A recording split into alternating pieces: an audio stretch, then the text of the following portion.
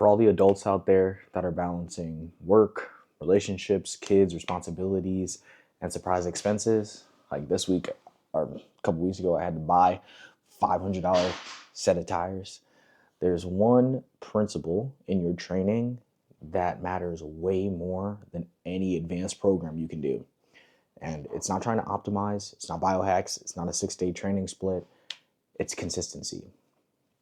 So I want to talk about why this principle of consistency is overlooked and how to apply it to your real life. Don't mind me, I'm looking over at my notes. So, first off, I want to talk about why most adults struggle with consistency. Because for most people, when you're in your early 20s, even me, like I'm 27, I still don't have that many responsibilities. So, training can be your main priority. But as you get older, hit 30, 40s, and beyond, you have stuff like your spouse, kids, a career. Maybe you are taking care of your aging parents. You have financial responsibilities. Your sleep patterns get changed. You have disruptions in your sleep. And life is going to continue to throw curveballs at you, whether you're ready for them or you're not. And when those things happen, training shifts from being a hobby to something that you have to intentionally protect. And that doesn't mean it's impossible. It just means it has to become a non negotiable, and it has to become flexible in how we approach it. So I want to break down the science first off, the science of minimum effective dose, because there's a bunch of research out there that shows that you don't have to be in the gym every single day of the week, killing your body in order to maintain your muscle and strength. Those studies on resistance training, they demonstrate that if you go to the gym twice a week, hitting every muscle group, same thing 2 times a week, that's enough to maintain the muscle that you have and even improve the strength that you've built up already. If you do have the extra time, for me, like even this week, I'm babysitting my brother and sister, but I still have a whole bunch of time throughout the day. So I can train 3, 4, 5 days a week if I wanted to. And that would be how I'm optimizing my hypertrophy, my muscle building, and my performance. But it's not required for your progress. If 2 days is where you're at right now, then 2 days is where you're at. So if you're an adult with real world responsibilities, get in that minimum 2 days per week so that you can at least maintain and have a better chance of improving your body. If you got extra time, you've got extra days, then maximize your results. Go to the gym 3 to 5 days a week, right? The mistake isn't thinking that you're doing too little. The mistake is quitting entirely when you can't train at your ideal volume. Because if you can go to the gym twice a week consistently for a year, that's going to beat out going 5 days a week for just 6 weeks every single time. Think about how you can be the most consistent for the longest amount of time. And continuing to look at consistency, just reminding yourself that it doesn't equal intensity. Because this is where a lot of adults start to self-sabotage. And I even used to believe, I know I'm young, but I even used to believe this in my early days of training and in my early days of being a coach. I thought like, if it wasn't a full hour, it don't count. If you are not pushing hard, if you are not literally dying and wobbling out of the gym like Bambi, you might as well have skipped that workout. And if you know you have a certain amount of days to go, if you miss even 2 of those days, the whole week is ruined. Like, why even bother? But that mindset is built around intensity, like an intensity based mindset, and not consistency based, which isn't real for the real lives that we live. Because some weeks you'll hit the gym, you'll get a full lift, your energy is going to be high, everything's going to feel dialed in, and then it could literally be the next week that work gets in the way, it gets super hectic, your kids get sick, maybe your sleep reduces because you got to take care of the kids or something happens, an unexpected bill shows up, maybe you got to pay $500 for some tires, an unexpected bill pops up, and all of that on top of you already being mentally drained, that all can happen the very next week. And all of those things are normal, which causes your life priorities to shift, and they should shift. I'm not here to continue saying like, no, no matter what's going on in your life, you gotta hit the gym, you gotta go no matter what. Like in the beginning of my training days, it used to be no excuses. No matter what, get in the gym, get it done. If you gotta get off work at 11 o'clock, you better be in the gym at 11:15 p.m., work out till 1 a.m., and then you can go home and sleep. Like that's crazy. Because when people do that and then life gets in the way, your training instantly becomes optional, and when it's optional, it disappears. But if you can make training your standard, even when it's reduced, it stays in your life. It stays in like your top 5 priorities. So the focus is on reducing, not removing. When your life gets crazy, it gets chaotic, don't eliminate your training. Don't be like, well, everything else is getting in the way, so I can't do anything. Just reduce it. Like moderation. Maybe your sessions drop from an hour and a half to 30 minutes. That's fine. Maybe you're going back to that minimum effective dose. Excuse me, those 2 days per week, hitting that full body workout. If you're inside the squad, look at the training that you have for the entire, you can look at the entire week and choose two days that you can for sure go to the gym, right? Maybe inside of the workout that you're doing, you planned on doing a full workout, but now something happens when you get to the gym and you have to reduce the amount of work that you're doing. If you can see the workout, do those compound lifts. Do the movements that are going to hit multiple muscle groups at one time so that you can get the most out of your time inside of the gym. Maybe you're able to do the full workout, but this happens to me.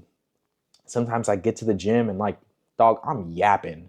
Sometimes you get distracted and you start scrolling on the phone. It just happens. Maybe the song pops up and you want to listen to that music, and now all of a sudden, 10, 15 minutes has gone by and you have to reduce the amount of volume that you do inside of your training. So if a movement has 4 sets, maybe you're dropping it down to 3 or 2. If you did your compound lift, but then you realize, man, that took a lot longer than I realized, maybe you're taking a set out of each following exercise so you can still get the full workout, but the volume is lower. But what I want you to focus on is your intensity, right? If you have to reduce it from 3 sets to 2, make sure that you're still trying in those sets. Don't suddenly go, well, if I can't do the full 3 sets, I might as well, drop the weight all the way down. Like, no, still challenge your body if you're in the gym, right? But maintain your intensity within reason.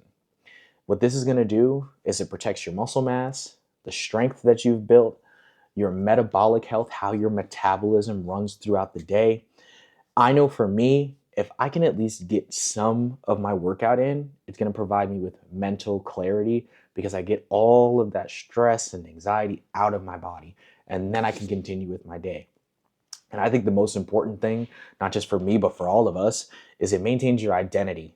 If you're someone that can go to the gym on a consistent basis, even if that intensity looks different every single time, you still have the identity of someone who goes to the gym consistently.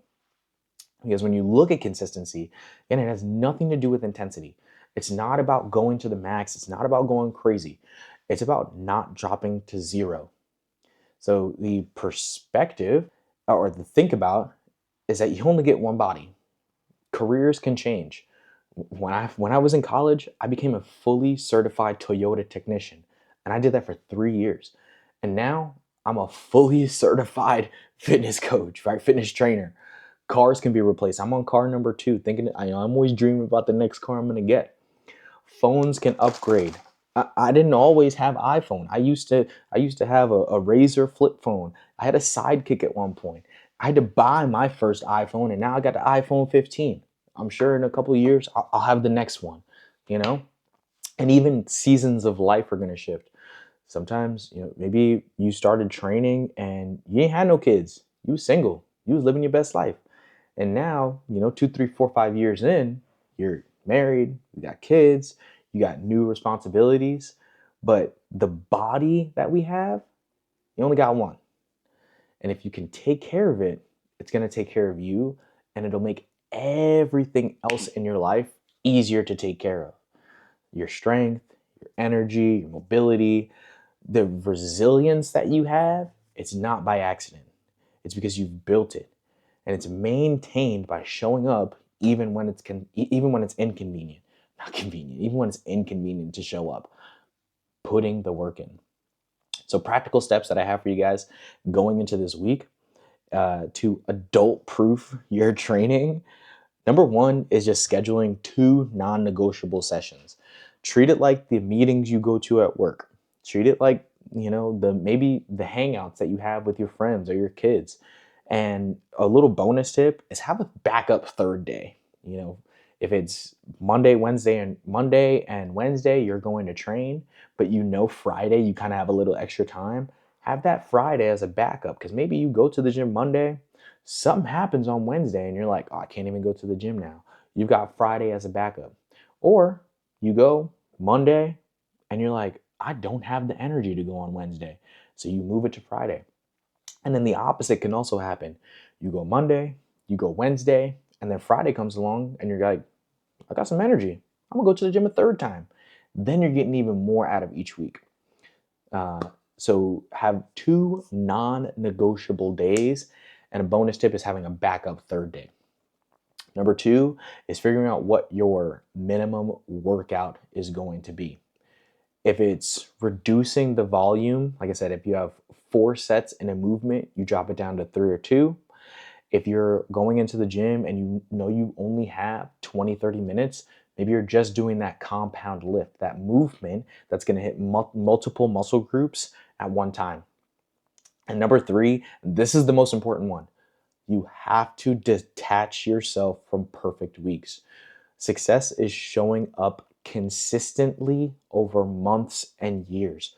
You have to develop a long-term vision. Forget about the vacation. Forget about the wedding. Forget about the cruise. I know they're exciting and you want to be ready for it. Even for me, there's like 120 something days left till summer. Detach yourself from that and have a long-term vision. How can I get the minimum amount of days for the longest amount of time? And that's going to help you build confidence in yourself, so that when those things pop up, okay, I know I'm going on vacation in a couple weeks and maybe I won't get every single lift in, but while I'm on vacation, I can go for a walk. While I'm on vacation, the hotel has a gym. So I'm going to go in there one time and just, walk on the treadmill. I'm going to lift the weights a little bit. I'm going to move my body around. Maybe you're not even working out, but you're in the hotel room and you're like, well, I don't got nothing to do for the next hour. I'm going to stretch for 5-10 minutes. Something is going to be better than nothing, and it's going to help you with your consistency. Because the most overlooked principle in training for adults isn't your programming. It's not your intensity. It's not supplements, but it's understanding that consistency survives in the chaos. And chaos is a part of your real adult life. So remember, y'all, when life gets tough, stay consistent. And it's not hard. It's Simply Fitness.